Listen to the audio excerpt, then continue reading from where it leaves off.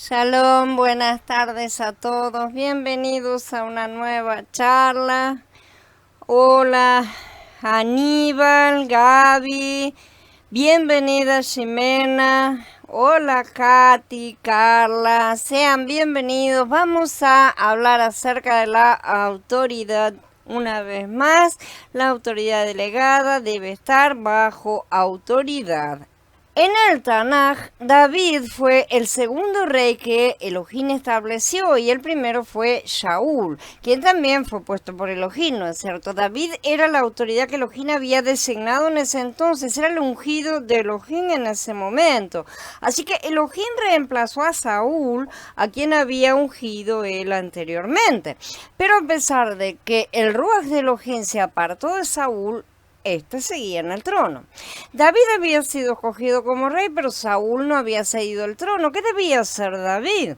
En este caso, David se sometió a la autoridad existente y no estableció su propia autoridad. Él fue un hombre conforme al corazón de Elohim. Él pudo ser una autoridad delegada porque se sometía genuinamente a la autoridad.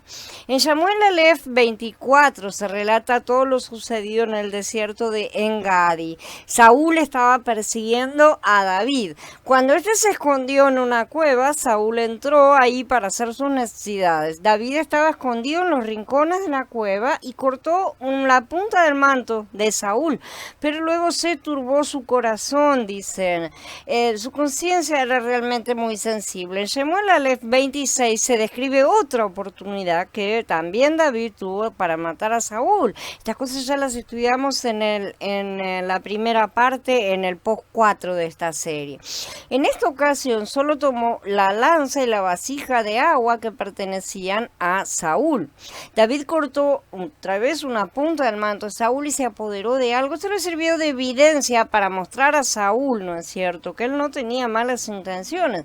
Sin embargo, este es el comportamiento de un abogado y no de un creyente. Un abogado solo se preocupa por los razonamientos y las evidencias, pero un creyente solo se preocupa en verdad por el sentir de su ruaj y los hechos, y no por su razonamiento, evidencias, argumentaciones y todas las demás cosas. Después de que lo hizo, David tuvo el sentir de un creyente, por lo cual se turbó por haber hecho lo que hizo, por haber cortado ese pedazo de manto. Tenemos que preocuparnos solo por los hechos y no por formalismo. No tenemos que centrarnos en esas cosas, tenemos que esperar que Yahweh mismo reivindique. Ya David se sintió incómodo de haberse reivindicado a sí mismo.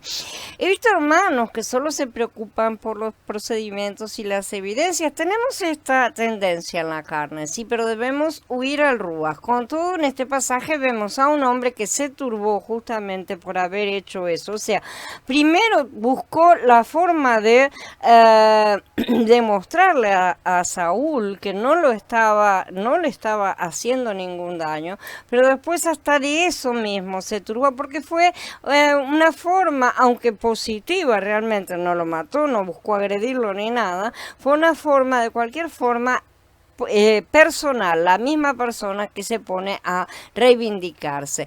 Entonces después David se sometió a la autoridad, pero que Elohim lo estableciera como autoridad justamente. Él pudo esperar y no trató de precipitar la muerte de Saúl. Los representantes de la autoridad de Elohim deben aprender a no establecer su propia autoridad y a respaldarla de aquellos que están por encima de ellos. La elección de Yahweh y de la congregación. En Shemuel Bet, entonces, se nos dice que una persona vino a David para informarle que él había dado muerte a Saúl, ¿no es cierto?, pensando que sería recompensado. Pero por el contrario, David ordenó su ejecución, lo cual fue bastante bobo de parte del hombre porque él no lo había matado, habían sido los filisteos. Aquel hombre cometió el error, pensó David en su momento, de anular la autoridad de Elohim. Aunque él no le hizo nada de manera directa a David, este percibía que no estaba bien que el hombre hubiera puesto fin a Saúl, que era la autoridad. David juzgó toda anulación de la autoridad y condenó a este hombre. Después de que Saúl murió, David le preguntó a Elohim a cuál ciudad debía ir. En aquel tiempo el palacio estaba en Gabá. ¿Quiénes de entre los israelitas no conocían a David? ¿No es cierto? Tan pronto como David supo de la muerte de Saúl, él pudo haber ido a la capital con sus guerreros, porque todo el mundo lo conocía. Desde la perspectiva humana, él debería haberse apurado a ir a Gabá con su ejército. Ese era el momento oportuno. Militarmente hablando, políticamente, estratégicamente hablando, el mundo diría que tendría que haber corrido hasta allá, ¿no es cierto? Por sentido común debió haber ido a Gabá. Ya se había sometido lo suficiente y ya había sido quitado, y no por su mano, justamente Saúl. Todo el pueblo sabía que él era un guerrero, pero él actuó de manera extraña, como mínimo. Le preguntó a Elohim, quien le contestó que fuera a Hebrón, una ciudad pequeña e insignificante.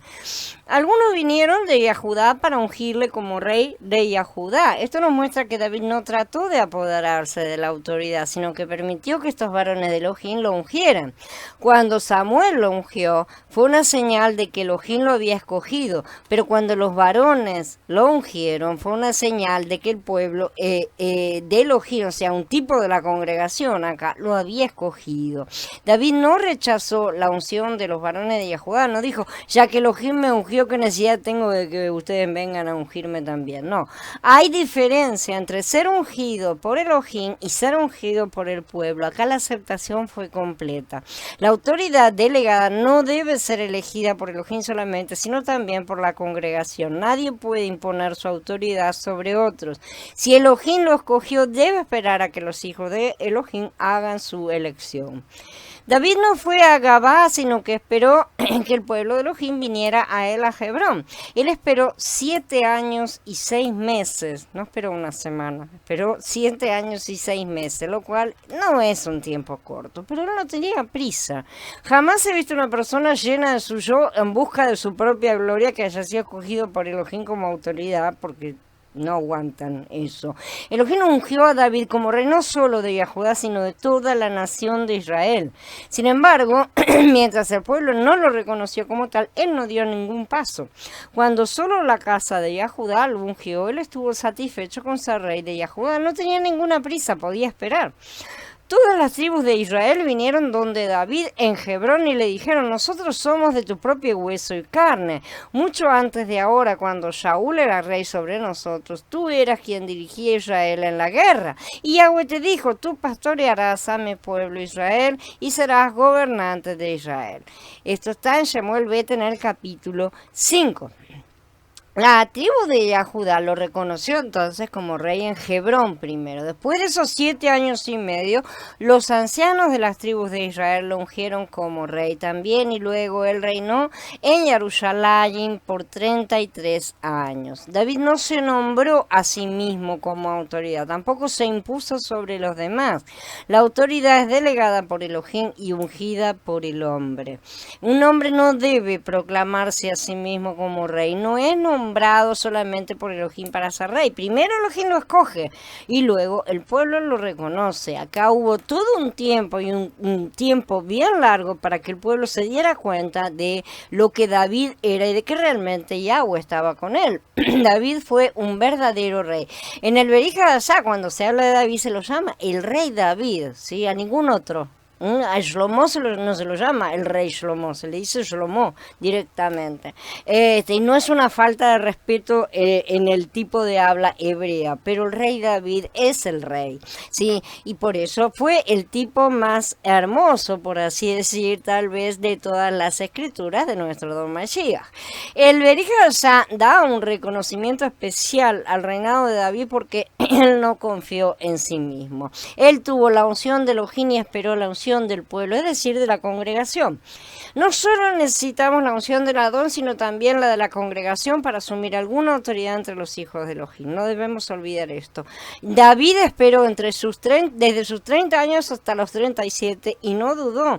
Muchísimos pastores se ponen de los pelos, se pondrían de los pelos si tuvieran que esperar tanto tiempo, ¿no es cierto? Y mucha gente no entiende que justamente en eso está la confirmación del hecho de que verdaderamente Yahweh ha elegido a esta persona para ser su autoridad delegada. David pudo esperar el tiempo que Yahweh determinó. Cualquier otro habría desistido. David se conformó con lo que Yahweh le había dado. Si era eso, era eso. Yo no sé qué pensamientos habrán pasado por la mente de David, evidentemente, pero no exteriorizó nada y no mostró nada de impaciencia ni nada hacia afuera. Cualquier otra persona habría tomado todo el reino, inclusive por la fuerza, ya que él estaba reemplazando a Saúl, que había sido el rey de todo Israel. Entonces podría haber tomado ese tipo de acción. Estoy segura que lo deben haber vuelto loco todos sus generales dándole consejos, ¿no?, que él no quería aceptar. Así que espero que tengamos nosotros también la unción de Elohim y también la de la congregación. Se necesita esa confirmación también de la congregación para que se entienda, se sepa que eso verdaderamente proviene de Elohim. Eso es el fruto. David dio fruto en Israel. Sí, todo Israel lo aceptó voluntariamente y no porque se lo impusieran ni nada por el estilo. No debemos pelear ni tratar de defender nuestra autoridad. No debemos dejar lugar alguno para la carne. Nadie tiene que proclamar yo soy la autoridad delegada por Elohim. Si la gente no lo acompaña es porque o está en el periodo, no es cierto, o realmente no lo es. La persona que lo proclama normalmente no lo es. Sí, o sea, es lo que viene y dicen, ustedes tienen que obedecerme. No se trata de eso. Primero tenemos que tener un ministerio espiritual delante del Adón y esperar el tiempo de Elohim antes de poder servirlo entre sus hijos.